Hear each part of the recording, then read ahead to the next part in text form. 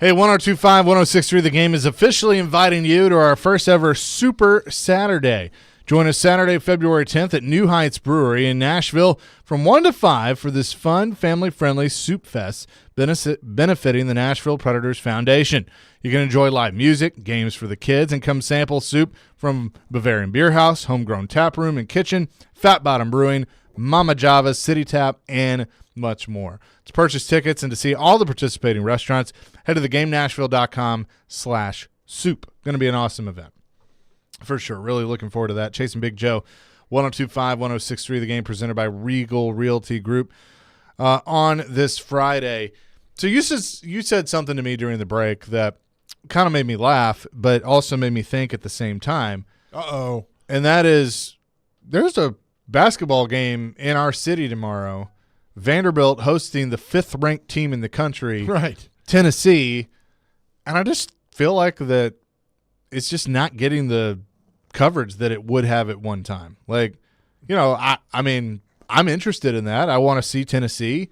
Obviously, things not going great for Vanderbilt right now, but I just don't feel like there's a lot of buzz around it. Yeah, I mean, usually I know there's a lot going on with the, Titans hire a new coach and all that, but, we have more friends than just follow the Titans, right? Sure. And none of them are really, because I was talking to the guy last night, I was like, oh, yeah, I forgot Tennessee's coming to town. Like, oh, nonchalant. And just really, we just kind of like, here's a really good basketball team that Tennessee that they hope can continue, go for a national championship. And like, nah, it's like zero buzz. It's weird, Yeah.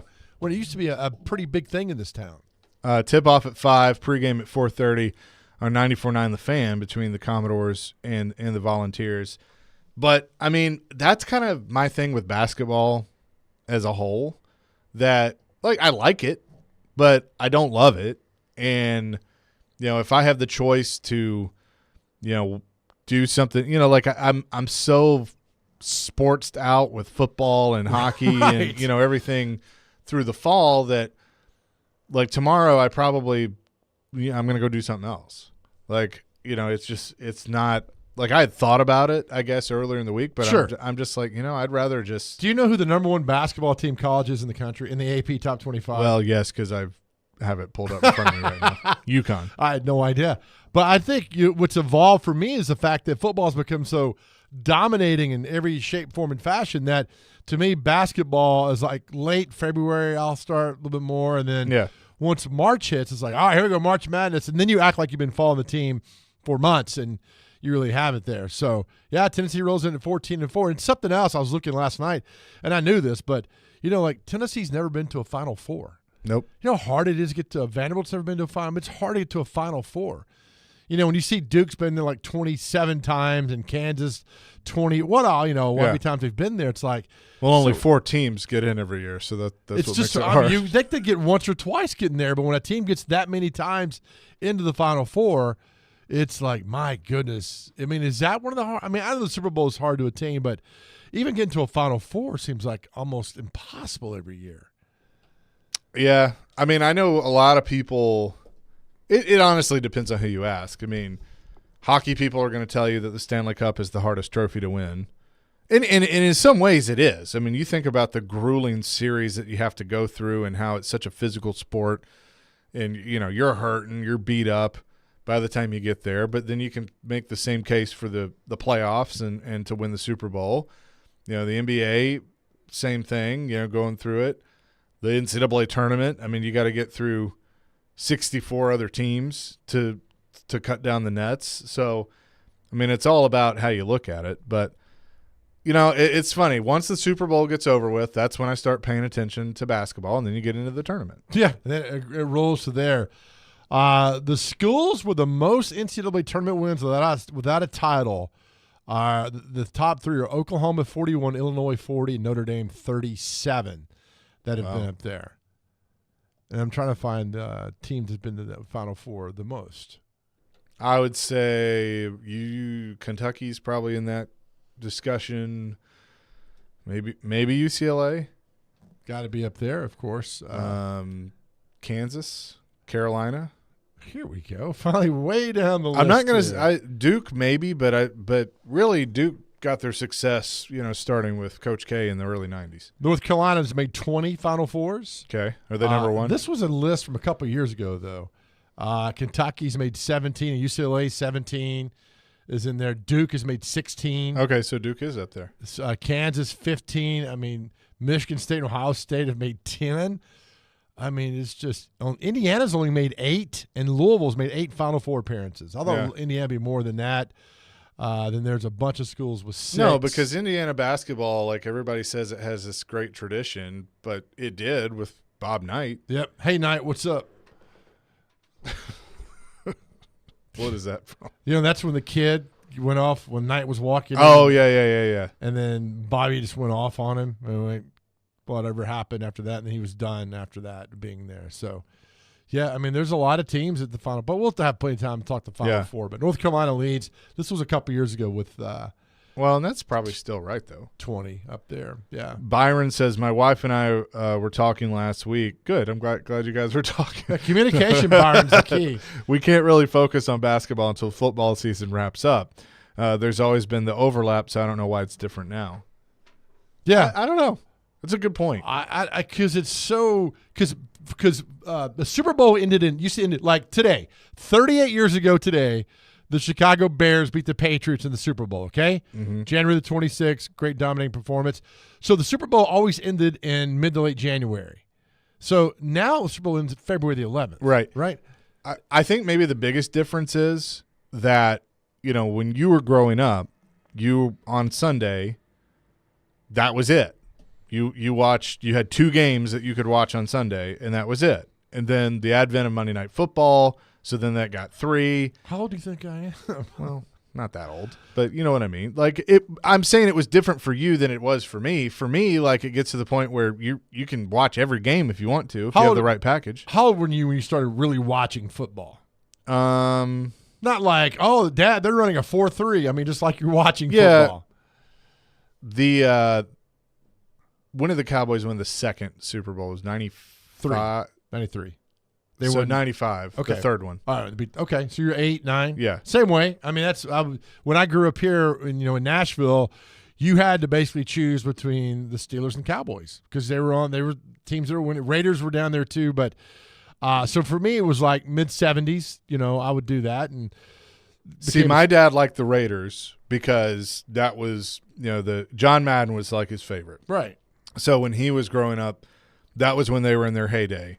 And then obviously when I, got to be the age where I understood football, that's when Cowboys had reclaimed America's team. Yeah, you're going to like everybody's a Yankees fan, right? Yeah. It's easy to be a Yankees fan, right? It's not easy being a Royals fan. Yeah. So with all that being said, I mean, back in the 70s, we all were like, all right, Pittsburgh's winning. They're on TV all the time, or we go Pittsburgh or Dallas. But you're right now. We got Thursday Night Football.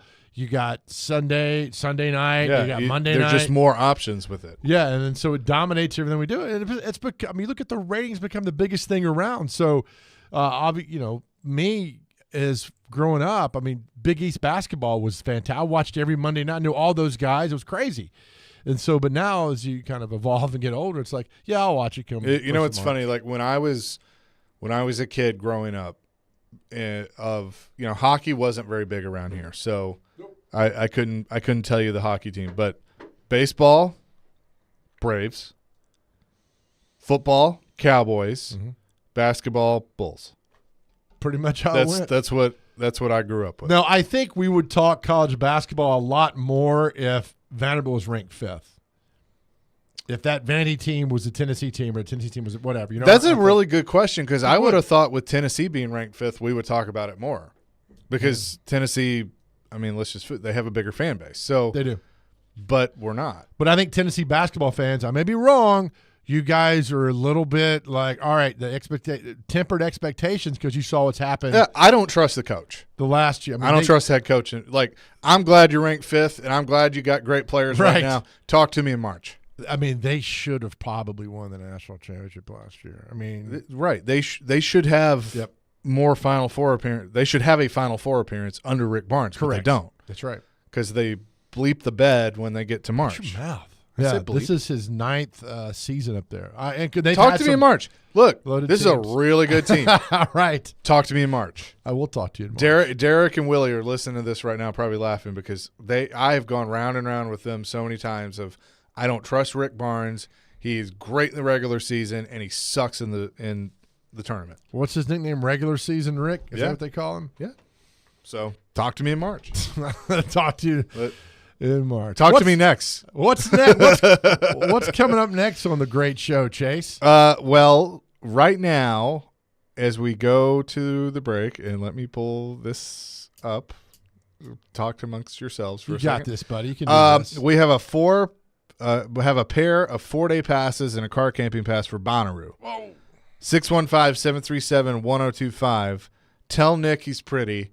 Caller number 5 will win that pair of Nick, you're 4-day pretty. passes and a car camping pass to see Bonnaroo. Joe, And you cannot win, Joe. then he will tell us what day it is, and we'll have celebrity birthdays next. Chasing Big Joe, 102.5, 106.3 The Game.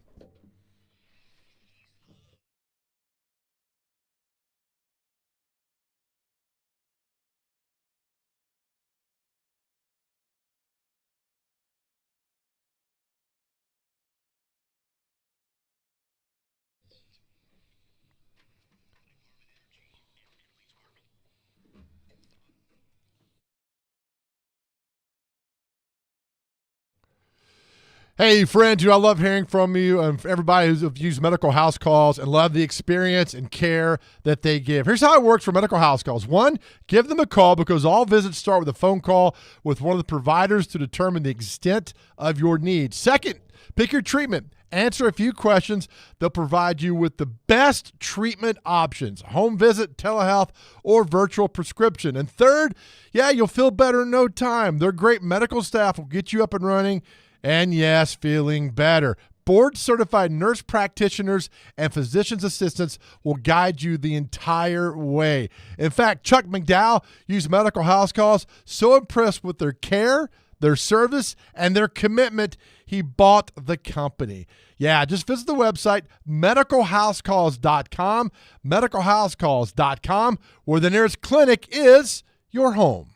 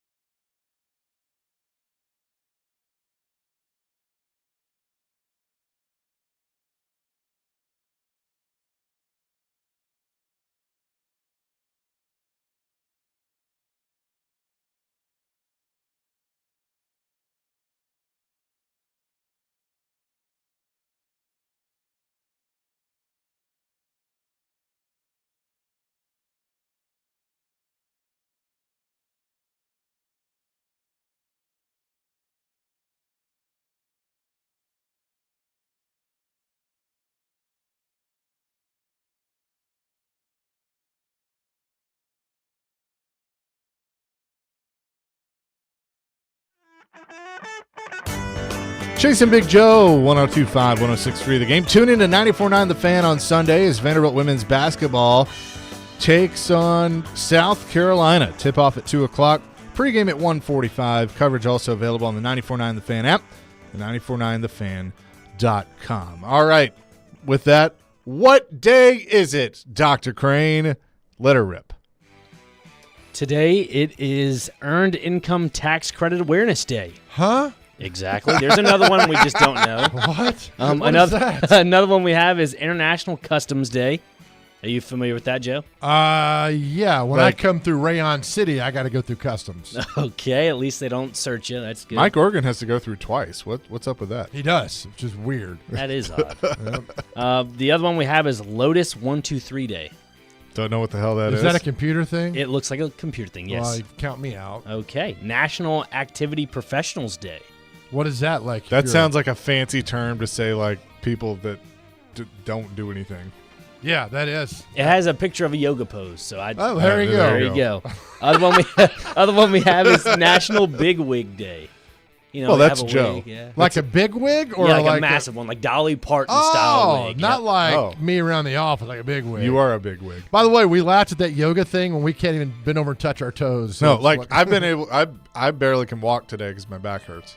we gotta get chased in a hot yoga class somehow, somewhere. Hey, I took a class at community college where we had to touch our hand on the You know other what- side and like had to do it behind our back like this. Yeah. You know what my biggest fear in doing that is? It's not being able to. Like I already know I can't bend over and stretch and all that stuff. I'd be worried about ripping my pants. Like, Yes. like there's some just beautiful woman behind me, and I just bend over, and it's just like, Oops. Oh, sorry. Yeah. Other one we have is National Peanut Brittle Day. Oh, peanut I brittle. like a good peanut brittle. Yeah. Solid. Another one we have is National Green Juice Day. Not a fan of green juice. I think it's just like There a used to be a bar in the Gulch called Green Juice something. Yeah. Okay. really okay. Pass. Yeah, pass indeed. Other one we have is Spouse Day, National Spouse Day. Okay. So you gotta have a spouse, I guess. National Preschool Health and Fitness Day. A lot of fitness stuff on Yeah. here. Yeah. What's that Man, about? screw that. The other one we have is National Fun at Work Day, Yeah. Every day. which is That's what we every do day. every single day. Together at cromwell.com. We like to have fun. There All you right. go. You ready for birthdays? I'm ready. All right, let's roll through these. First birthday today, Bob Euchre. How old is Bob Euchre today? I'm gonna say 84. I'm gonna go 87. He is 90 years old today. Jeez. Okay. Well done there, guys. Ellen DeGeneres. How old is Ellen DeGeneres today? 61. 56. She is 67. Well, good job there, too. Wayne Gretzky. How old's Wayne Gretzky today? The great one. 62. 67. He's 63. Chaser's Ooh. up 1-0.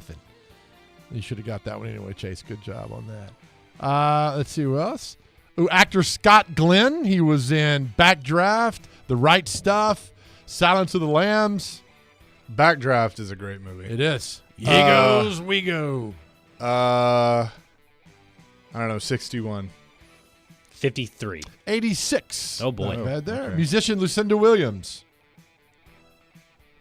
73. 85. 72. Chase up 2-0. Chase, I'm proud of you. You're Thanks. kicking butt today. Proud of you. Andrew Ridgely from Wham, Oh, the other guy that nobody ever talks about. but still making money.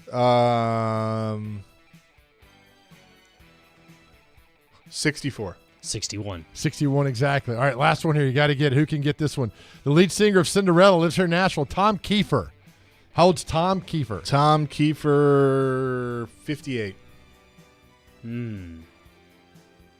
62. 63. Tied at Bingo. 2. Do we go one more real quick? Go ahead. One more. Let's go from Prince of the Revolution, Wendy. How old is Wendy? You know, Wendy was in the Revolution. Yes. How old's Wendy? 62. With the red pigtails, that one? No. Maybe one. I want to go 75. 60. Chaser wins 3-2. There you go. Well done at the buzzer. That is going to do it for us for this week. Have a great weekend. And as always, Joe. Yeah, as always, to our guys out there, look, again, the phone number 988 on your cell phone. If you're struggling, need to talk to somebody, please call that number and talk to somebody. If you're struggling, please reach out and talk to anybody. We'll let you know that we love you. You're tremendously loved, and our world is a better place because you are here. Please know that. Peace, love, rock and roll. Have an awesome weekend. We'll talk to you at 9 o'clock on Monday. Caroline, Willie, and D-Mace next.